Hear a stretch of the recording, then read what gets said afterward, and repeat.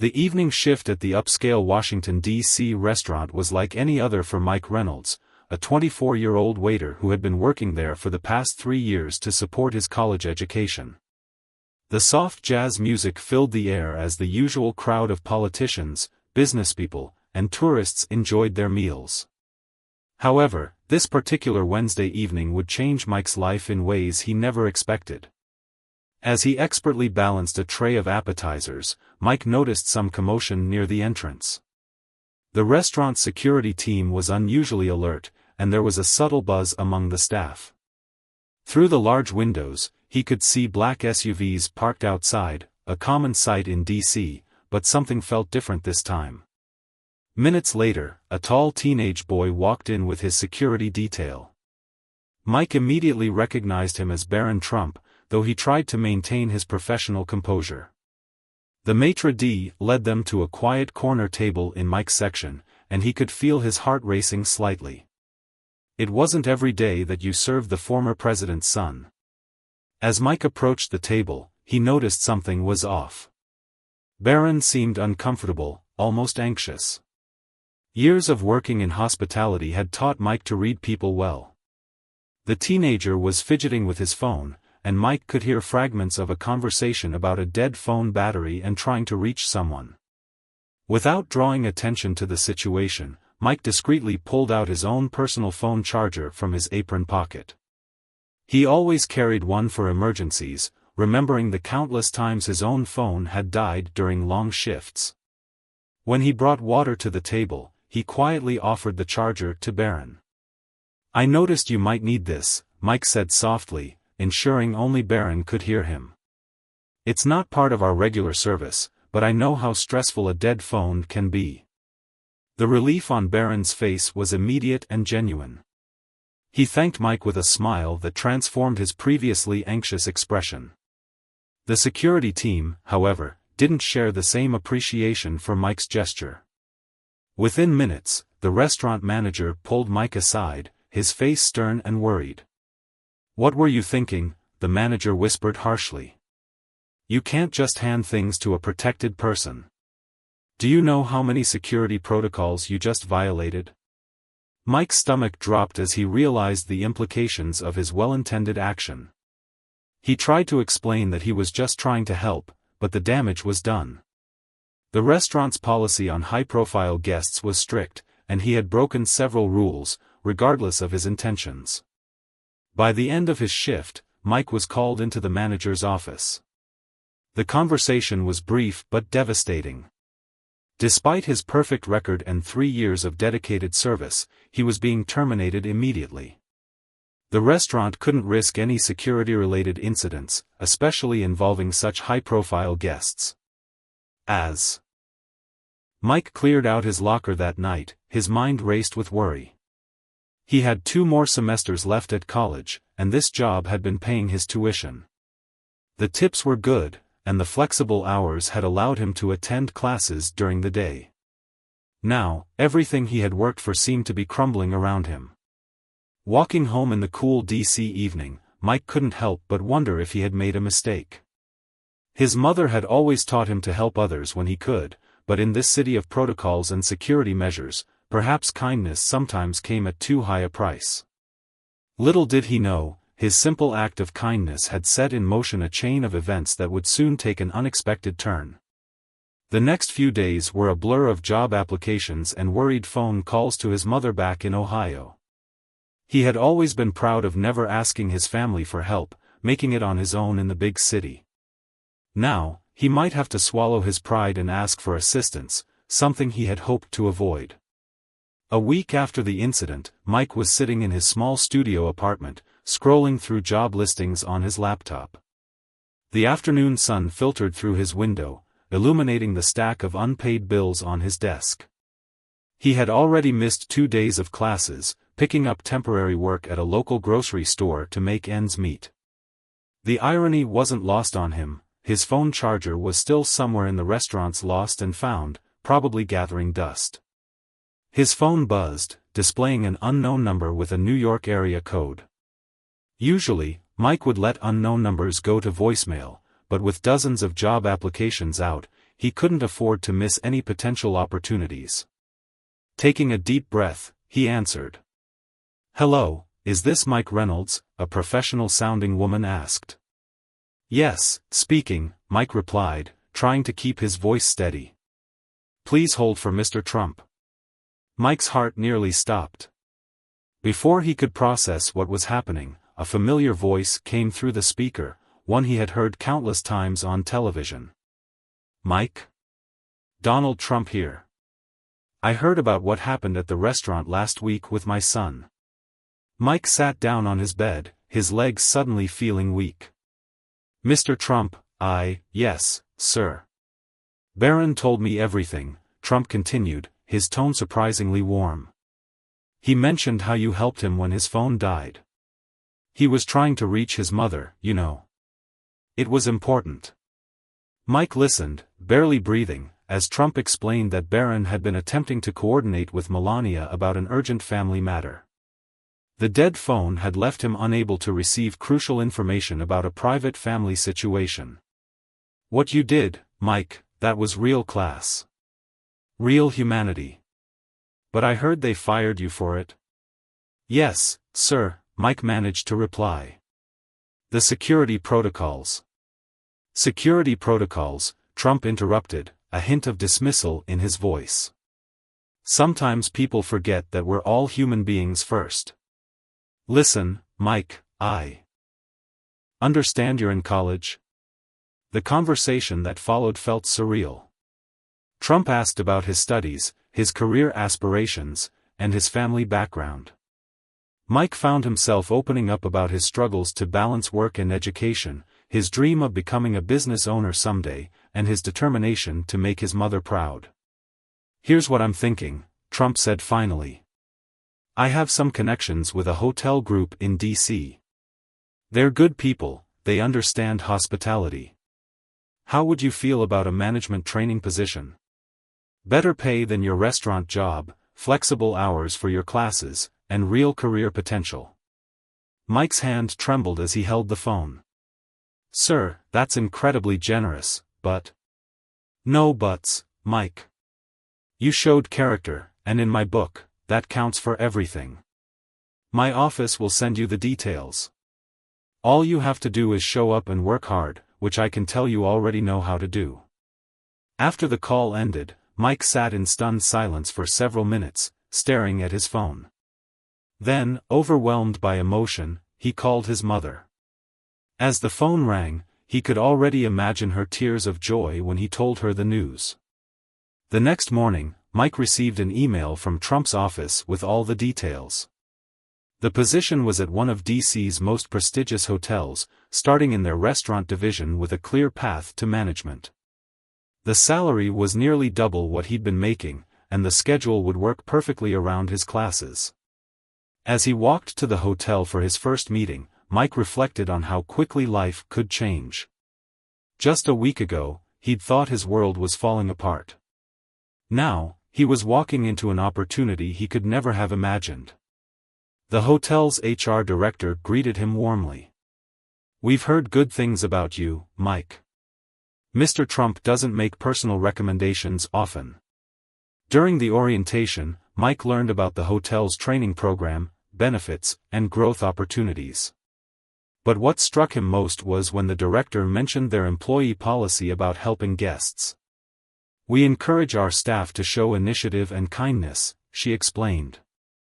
"Security is important, yes, but we never want to lose the human touch. That's what hospitality is all about." Mike smiled, thinking about the phone charger that had cost him his previous job. Sometimes, he realized, doing the right thing might seem wrong in the moment, but kindness had a way of coming back around. As he left the hotel that afternoon, employment contract in hand, Mike pulled out his phone and ordered a dozen new phone chargers online. He planned to keep one in every suit pocket once he started his new job. After all, you never knew when someone might need a little help, and this time, he'd be encouraged to provide it. The spring sun felt warmer somehow as he walked home, his mind already racing with plans for the future. His mother had always told him that God worked in mysterious ways, and now he understood what she meant. Sometimes, the biggest blessings came disguised as setbacks, and a simple act of kindness could open doors you never knew existed. 6 months into his new position at the hotel, Mike found himself thriving in ways he never expected. The management training program was intensive, but it taught him more about hospitality and business than his college courses ever had. His days were filled with learning about operations, staff management, and the fine details that made a luxury hotel run smoothly. One particularly busy afternoon, Mike was overseeing the hotel's main restaurant when he noticed an elderly couple struggling at the reception desk. The woman was in a wheelchair, and they seemed distressed about something. Without hesitation, he walked over to offer assistance. "Is everything all right?" he asked, adjusting his name tag that now read Management Trainee. The couple explained that they were celebrating their 50th wedding anniversary. They had saved for years for this special trip to D.C., but their room wasn't ready yet, and the wife needed to rest due to her medical condition. Mike could see the exhaustion in their eyes and the worry on their faces. Remembering his own experience with going the extra mile, Mike didn't hesitate. He quickly arranged for them to wait in the hotel's VIP lounge, personally ensured they were comfortable, and coordinated with housekeeping to prioritize their room preparation. He even arranged for complimentary champagne to be sent to their room once it was ready. "Young man," the husband said, his eyes misting over, "you remind me of myself when I was younger, working in my father's small diner. People have forgotten what real service means these days." Later that evening, Mike received a call from his supervisor, and his heart skipped a beat. He had technically overstepped by offering VIP lounge access without approval. But to his surprise, the supervisor was calling to commend him. The elderly couple had written a glowing review online, specifically mentioning Mike's kindness. "This is exactly why Mr. Trump recommended you," his supervisor said. "You understand that hospitality is about human connection, not just following a rulebook." That night, as Mike worked on his business management homework in his slightly bigger apartment, thanks to his better salary, he received an unexpected email. The hotel's general manager wanted to meet with him the next morning. The meeting turned out to be about an opportunity that would change the trajectory of Mike's career.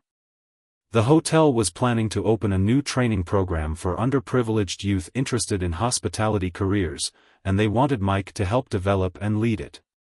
"Your story resonated with our executive team," the general manager explained. "From working your way through college to where you are now, you understand both sides of the equation. We need someone who can connect with these kids and show them that success is possible through hard work and dedication." Mike thought about his own journey, how a single act of kindness had opened doors he never imagined. Now he had the chance to help others find similar opportunities. The program would be challenging to balance with his studies and current duties, but he knew it was too important to pass up. Over the next few weeks, Mike threw himself into developing the program. He reached out to local community colleges and high schools, created training modules based on his own experiences, and even started writing a manual for future trainers. His mother's proud voice over the phone gave him extra motivation during late nights of planning. Word of the program spread quickly through DC's hospitality community. Other hotels expressed interest in participating, and soon Mike found himself in meetings with industry leaders who wanted to support the initiative. The same people who might have seen him as just another waiter a year ago were now asking for his input on workforce development strategies. During this time, Mike received another surprise call from Trump's office. Barron had mentioned him in a conversation, wondering how he was doing in his new role. When Trump heard about Mike's involvement in the youth training program, he offered to be a guest speaker at the program's launch event. "You've taken an opportunity and turned it into something bigger than yourself," Trump told him. "That's what real success looks like." As Mike walked through the hotel lobby one evening, he passed the spot where he had helped the elderly couple months ago. A new trainee was there now, helping a guest with directions, showing the same earnest desire to help that Mike had once shown with a simple phone charger. He smiled, remembering his mother's words about blessings in disguise. His story had come full circle, from losing a job for helping someone to building a program that would help hundreds of young people find their path in life. That night, Mike added a new section to the training manual he was writing. At the top of the page, he typed, "Sometimes the greatest opportunities come from the simplest acts of kindness. Never be afraid to help someone in need, even if it seems small at the time. You never know how far that ripple will spread." As he saved the document, his phone buzzed with a message from one of the local high school counselors. They had more students interested in the program than expected. Mike grinned, already thinking about how to accommodate more participants. After all, everyone deserved a chance to turn their own act of kindness into something extraordinary.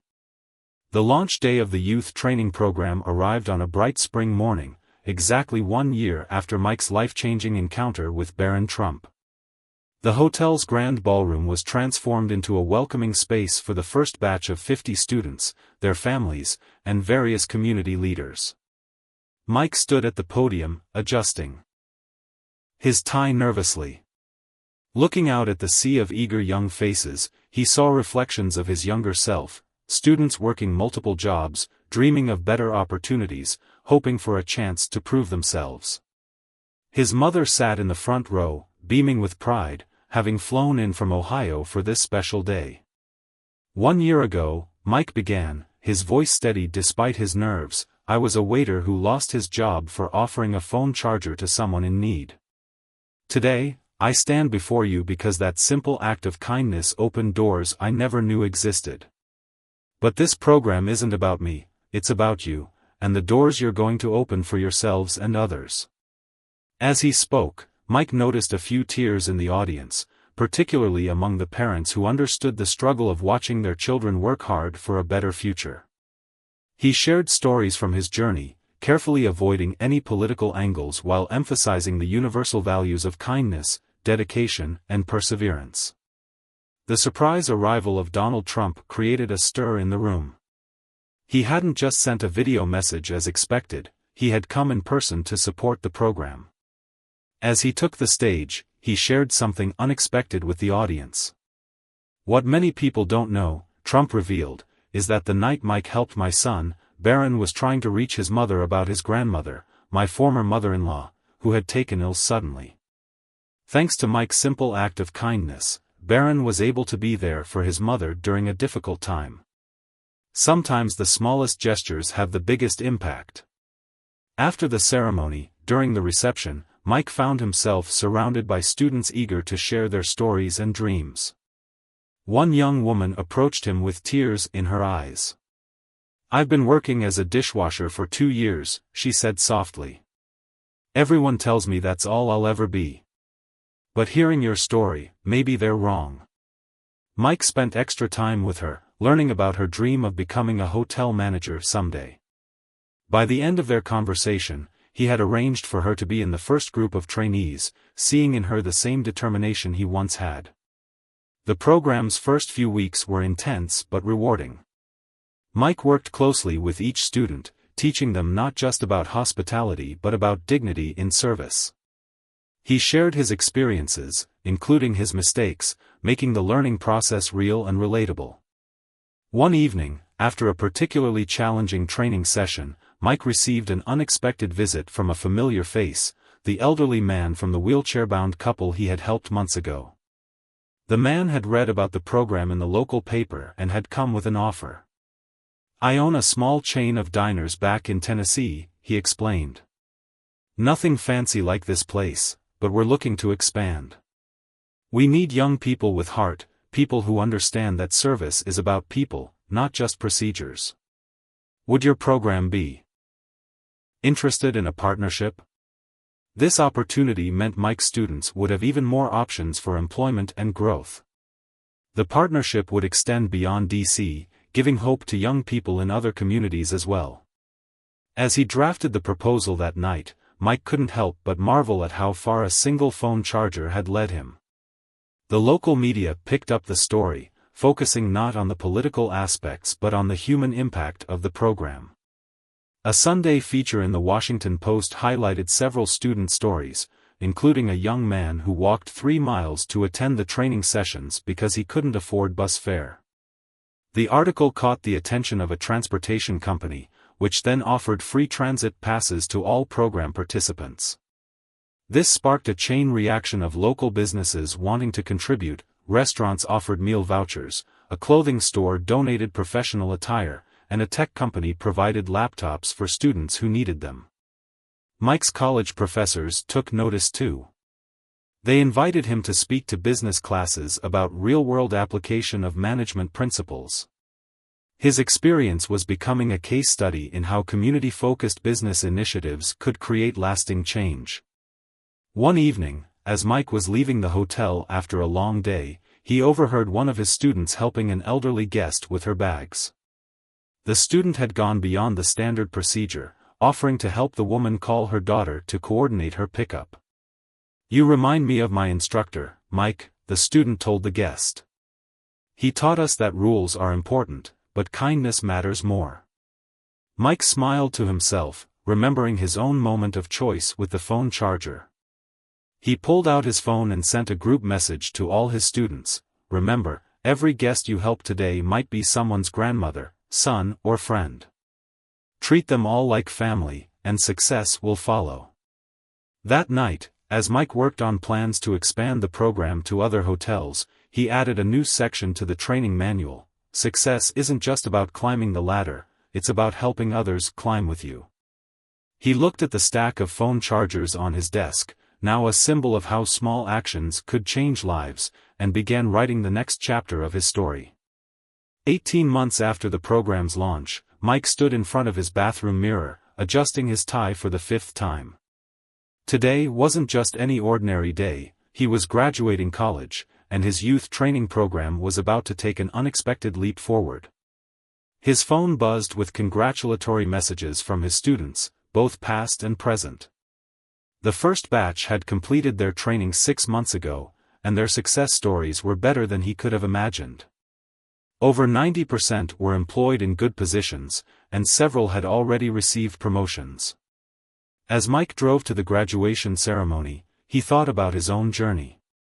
The small apartment he'd worried about losing was now replaced by a comfortable 2-bedroom condo, bought with his savings and improved salary. But more importantly, his wall was covered with photos of successful students and letters of gratitude from families whose lives had changed through the program. At the ceremony, Mike was surprised to see not just his mother in the audience, but also several of his students, hotel staff, and even some of the business leaders who had supported the program. What he didn't know was that they had all gathered for more than just his graduation. After receiving his diploma, Mike was asked to stay on stage. The dean had a special announcement. The university, impressed by the success of his training program, wanted to partner with him to create a formal hospitality scholarship program for underprivileged students. "Mr. Reynolds has shown us that education isn't just about textbooks and lectures," the dean announced. "It's about creating real opportunities and passing on knowledge to those who need it most." The surprise wasn't over. Donald Trump Jr., representing his father who was away on business, took the stage. He announced that the Trump Organization would be expanding Mike's training program to all their hotels nationwide. What had started as a single act of kindness with a phone charger was about to go national. "My brother Barron often talks about the night that changed everything," Trump Jr. shared with the audience. But what's more impressive is what Mike built from that moment. He didn't just take an opportunity, he created opportunities for hundreds of others. After the ceremony, during a small celebration at the hotel, Mike received news that nearly brought him to tears. His students had pooled their first month's salaries together to create a small emergency fund for future program participants who might need help with basic necessities during training. "We call it the Charger Fund," one of his first students explained, now a successful front desk supervisor. "Because sometimes all someone needs is a little power boost to keep going."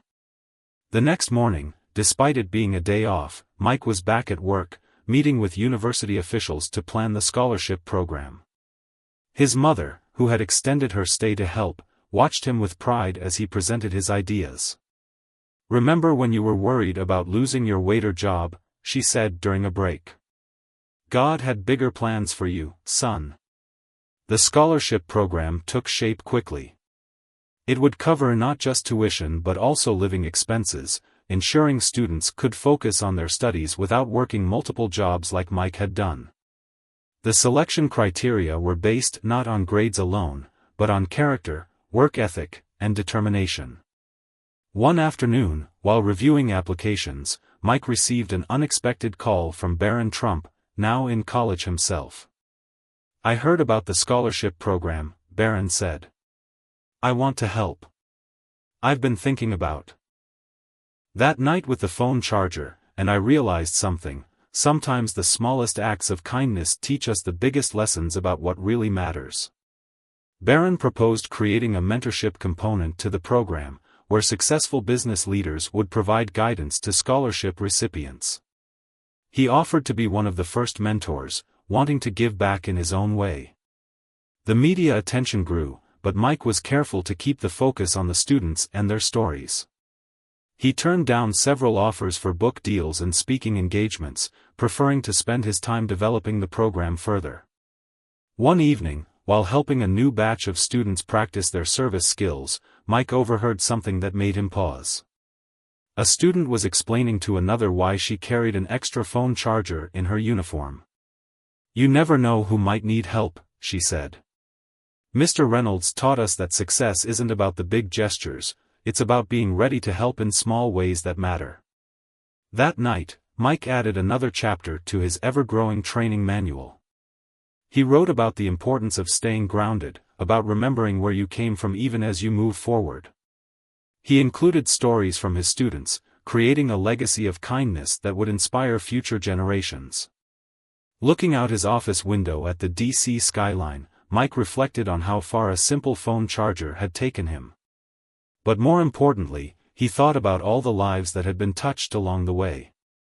His story had become their story, a testament to how kindness could multiply and grow beyond anything imaginable. He picked up his phone to call his mother, wanting to share his latest ideas for the program. As always, she answered on the first ring, ready to listen and encourage. Some things, Mike realized, would never change, like the power of a mother's love, the importance of helping others, and the way small acts of kindness could change the world, one life at a time. 2 years into the national expansion of the training program, Mike faced his biggest challenge yet. While visiting one of the new program locations in Chicago, he noticed something wasn't right. The local management team seemed more focused on numbers than people, treating the program as just another corporate initiative rather than the life-changing opportunity it was meant to be. "We need to process more students faster," the local director had insisted during a meeting. "It's about efficiency and ROI."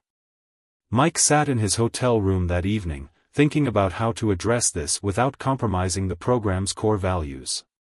He pulled out his original phone charger, now framed in his office but brought along as a reminder of where everything started. The solution, he realized, wasn't about numbers at all. The next morning, he called an emergency meeting with all the Chicago training staff. Instead of presenting charts and figures, he brought in Lisa, one of his first students. From DC, now a successful hotel manager herself. Before this program, Lisa shared, her voice steady but emotional, "I was working 3 jobs and still barely making rent. But Mr. Reynolds didn't just teach me about hospitality, he taught me about dignity. Every guest I serve today gets the same respect and attention he showed me as a student." The atmosphere in the room shifted as Lisa spoke. Mike followed up by sharing more success stories, showing photos of families whose lives had changed, and reminding everyone of the program's true purpose. By the end of the day, the Chicago team had completely realigned their approach. This experience led Mike to implement what he called the Charger Champions system. Successful graduates of the program would become mentors at new locations, ensuring the human touch never got lost in expansion. The name was a playful reference to his original act of kindness, but it represented something much deeper. Back in D.C., Mike received an unexpected invitation. A congressional committee wanted him to testify about workforce development and youth opportunities. At first, he was hesitant. His program had intentionally stayed away from politics, focusing solely on helping people. After discussing it with his mother and several program graduates, he decided to accept. His testimony wouldn't be about politics but about possibility, about how creating opportunities for young people could transform entire communities. The day of the testimony, Mike wore his lucky tie, the same one he'd worn when he first started as a waiter. As he shared stories of lives changed and communities impacted, the committee members leaned forward in their seats, genuinely moved by what they heard. Success isn't just about creating jobs, Mike explained to the committee. It's about creating hope. When you show someone they matter, that their dreams are valid, they don't just lift themselves up, they lift up everyone around them. His testimony caught the attention of several state workforce development agencies. Soon, Mike found himself adapting his program model for public institutions, helping create bridges between education and employment opportunities for young people across the country. During this time, he received a call from an unexpected source, the manager who had fired him from the restaurant years ago. The manager explained that he'd been following Mike's success through the news and wanted to make amends. "I was so focused on rules that I forgot about humanity," the former manager admitted. "You turned what I thought was a mistake into a movement. Would you consider bringing your program to our restaurant group?" Mike didn't hesitate to accept. If his journey had taught him anything, it was that transformation was possible for everyone. Within months, the restaurant where he'd lost his job became one of the program's most successful training sites. The program's impact continued to grow in unexpected ways. Students weren't just finding jobs, they were creating their own opportunities. One graduate started a small catering company, hiring exclusively from the program. Another developed a mobile app to help service industry workers find flexible jobs while pursuing their education. One rainy evening, while Mike was working late at his office, a young janitor came in to empty the trash. Mike noticed him eyeing the framed phone charger on the wall. "Is it true?" the young man asked hesitantly. "All this started because of a phone charger?" Mike spent the next hour sharing his story with the janitor, who turned out to be a recent immigrant working to support his family while learning English. By the end of their conversation, Mike had helped him enroll in the next training batch. That night, driving home through the rain, Mike thought about how life had come full circle. Every day, he saw new versions of his own story playing out, people helping people, small acts of kindness spawning bigger ones, hope spreading like ripples in a pond. He decided to start writing a book, not about his success, but about the countless stories of transformation he'd witnessed. He titled it, "The Charger Effect: How Small Acts of Kindness Power Big Changes." The advance would go entirely to the Student Emergency Fund.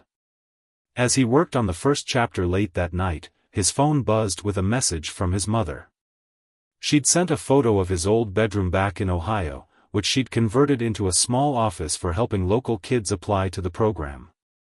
"Your ripple reached all the way home," she wrote, making him smile through tears of joy.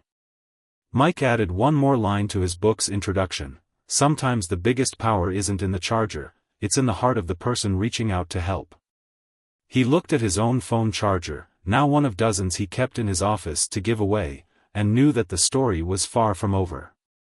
3 years into the program's national expansion, Mike found himself back in his hometown in Ohio for a special occasion. The small diner where his mother had worked double shifts to support him was now becoming the newest training site for his program. As he stood in the familiar parking lot, memories flooded back, of homework done in corner booths, of his mother's tired but proud smile, of dreams that seemed impossible at the time. The diner's owner, Mr. Chen, who had often slipped Mike free meals during tough times, was now in his 70s but still ran the place with the same care and attention. He had reached out to Mike personally about joining the program, wanting to give local kids the same chances Mike had received. "Your mother used to tell me you do great things," Mr. Chen said, his eyes twinkling. But I don't think even she imagined all this. The local community had turned the program launch into a celebration. The high school band played in the parking lot, and families brought dishes to share. Mike noticed many familiar faces, teachers who had encouraged him, neighbors who had watched him grow up, and even some of his mother's old regular customers. During the ceremony, Mike shared something he'd never told anyone before. "Every morning before school, I used to watch Mr. Chen help elderly customers from their cars, carry their groceries, or just listen to their stories. He taught me that true service isn't about transactions, it's about connections. This program exists because people like him showed me what kindness looks like in action."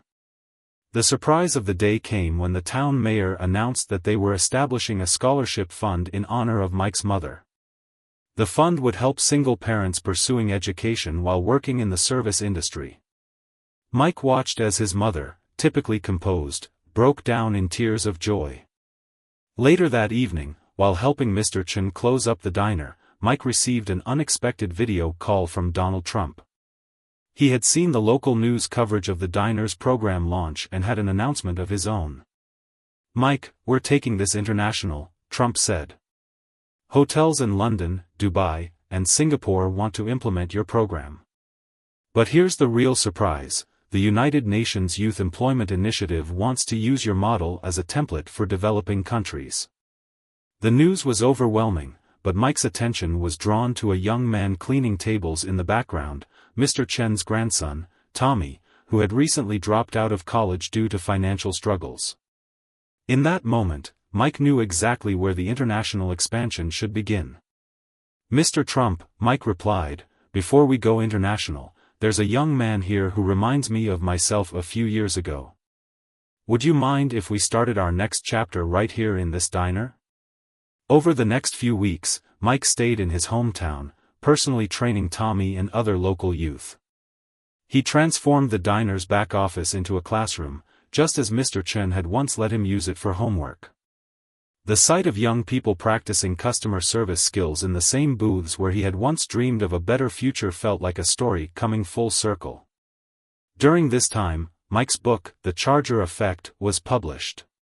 Instead of a typical book tour, he organized reading sessions at diners and small restaurants across the country, specifically choosing family-owned establishments struggling to stay afloat.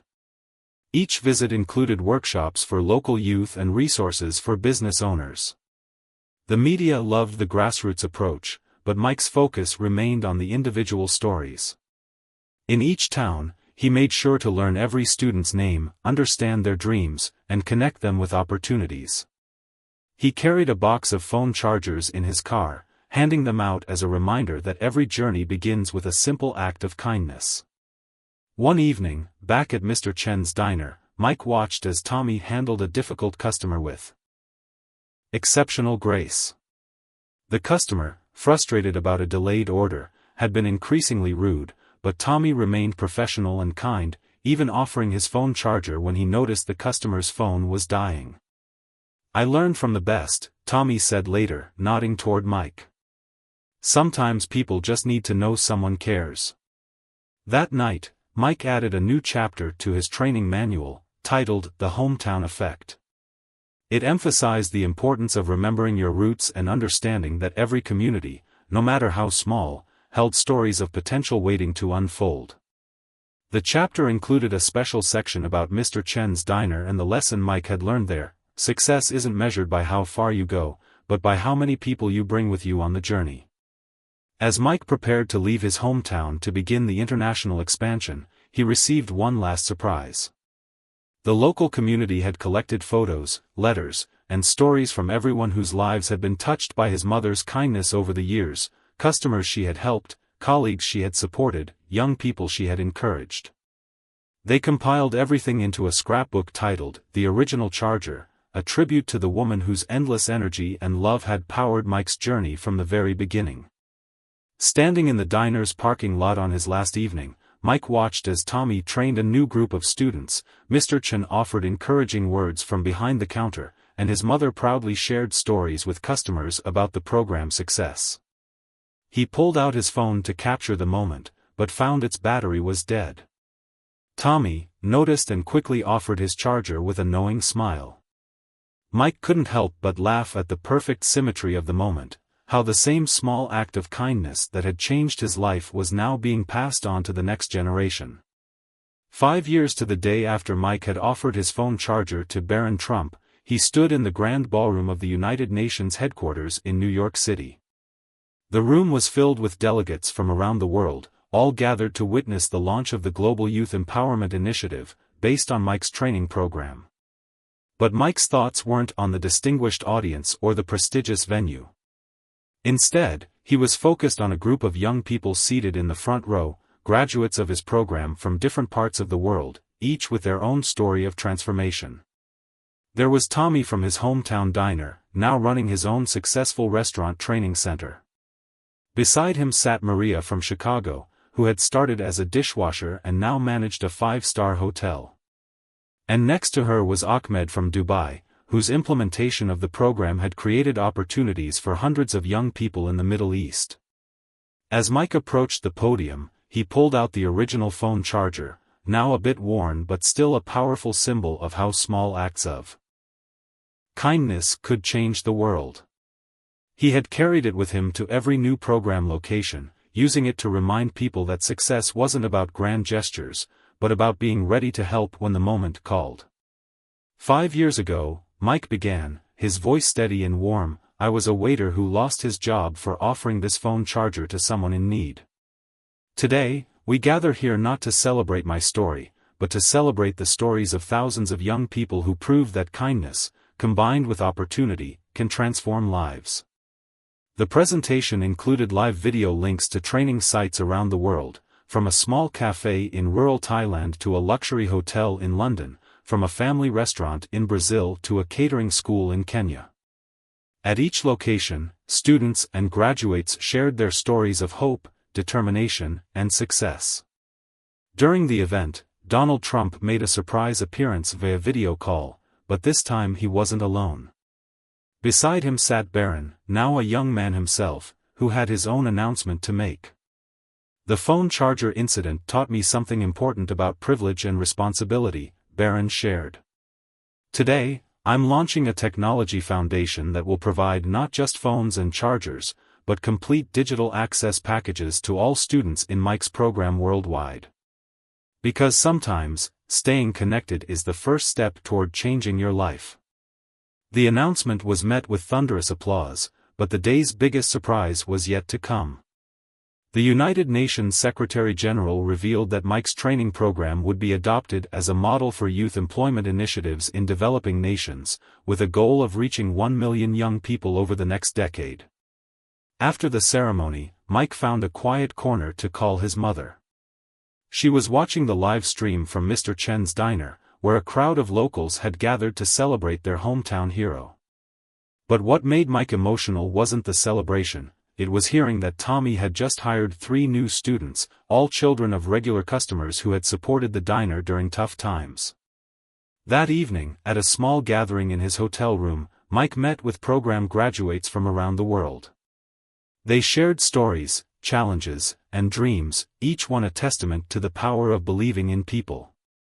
One graduate from Singapore revealed that she kept a basket of phone chargers at her hotel's front desk, with a small sign that read, "Because everyone deserves a power boost." As Mike listened to their stories, he realized something profound.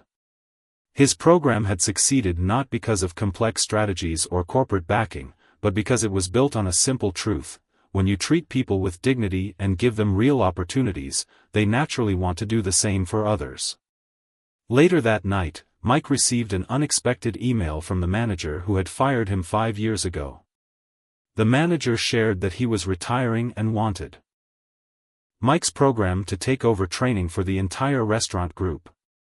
"You taught me that rules without humanity are just barriers," the email read. "Your firing was my biggest professional mistake, and your success has been my greatest lesson."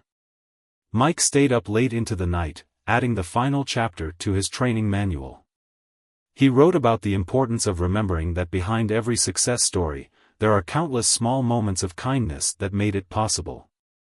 He included photos from around the world, students helping elderly customers, managers mentoring newcomers, graduates starting their own businesses. The last page featured a simple image, a phone charger plugged into a wall socket, its cord forming the shape of a heart. Below it, Mike wrote, "Power isn't just about electricity, it's about empowerment. Sometimes the smallest connection can change everything." As dawn broke over New York City, Mike stood at his hotel window, watching the city come to life. His phone buzzed with a message from a program graduate in Tokyo, sharing photos of their first day opening a new training center. Another message followed from Brazil, then South Africa, then Australia, a wave of updates following the sun around the globe. Mike smiled, thinking about the journey from that fateful night in D.C. to this moment. His original act of kindness had sparked a movement that was now self-sustaining, growing, and evolving in ways he never could have imagined. He reached into his pocket and felt the smooth surface of his phone charger, one of thousands now distributed through his program worldwide. But this one was special. It was a replica of the original, given to him by his mother on the day he graduated college. On its surface was engraved a simple message that had become the program's unofficial motto: "Keep the power of kindness flowing." And somewhere in Washington, D.C., in the restaurant where it all began, a new waiter was offering his phone charger to a guest in need, unaware that he was becoming part of a story that would continue to change lives, one small act of kindness at a time.